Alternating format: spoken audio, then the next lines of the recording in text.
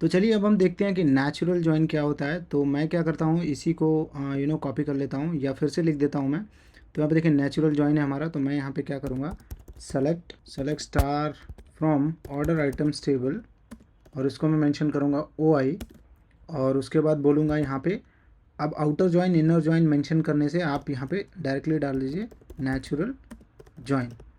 ठीक है, अब नेचुरल जॉइन डालने के बाद आप टेबल नेम डाल दीजिए। तो मेरे केस में ऑर्डर आइटम्स टेबल है, ऑर्डर आइटम नोट्स टेबल मैंने बोल दिया, ऑर्डर आइटम नोट्स, और मैं इसको नेम दे दूंगा ओ आई एन। बस इतना ही आपको करना है। अब इसको रन करना है।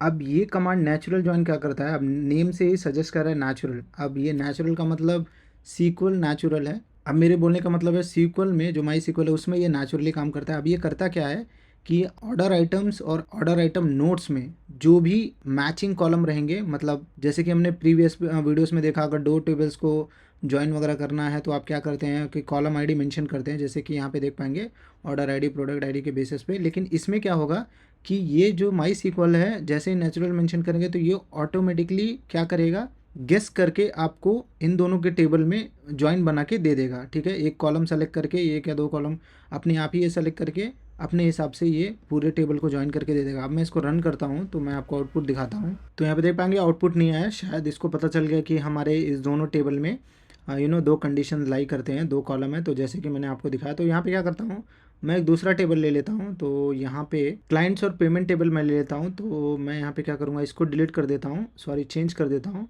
तो यहाँ पे देख पाएंगे हमारा यहाँ पे क्लाइंट्स टेबल है, तो मैं यहाँ पे मेंशन करूँगा क्लाइंट सी, और यहाँ पे मुझे मेंशन करना है नेचुरल जॉइन विथ जो है हमारा पेमेंट्स टेबल।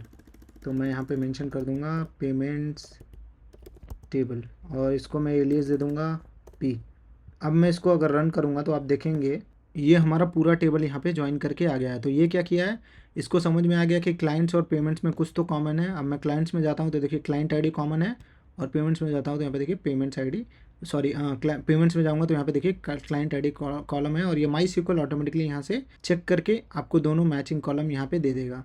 अब मुझे अमाउंट जानना है, तो मैं यहाँ पे क्या करूँगा, अमाउंट का मैं यहाँ पे एक स्टार की जगह पे मैं यहाँ पे कुछ डेटा पुल कर लेता हूँ ताकि आपको अच्छे से समझ में आ जाए। तो मैं सी से क्या लूँगा, नेम ले लेता हूँ, क्लाइंट का नेम ले लेता हूँ, और पेमेंट टेबल से अमाउंट ले लेता हूँ। अमाउंट का कॉलम क्या है, सॉरी हमको यहीं पे देखने के लिए मिल जाएगा, अमाउंट ही है। तो मैं यहाँ पे डॉट डाल के A M moving to amount डाल देता हूँ, और मैं इसको रन करूँगा तो देखेंगे हमारा आउटपुट यहाँ पे सक्सेसफुली यहाँ पे आ जाएगा। तो दोनों टेबल से अलग अलग चीज़ें आ रही हैं, और ये हमारा सीक्वल क्या किया, नेचुरल जॉइन ऑटोमेटिकली यहाँ पे दोनों टेबल को मैच करके यहाँ पे दे दिया है। तो ये है हमारा पूरा नेचुरल जॉइन के बारे में और कैसे इसको यूज़ करना है।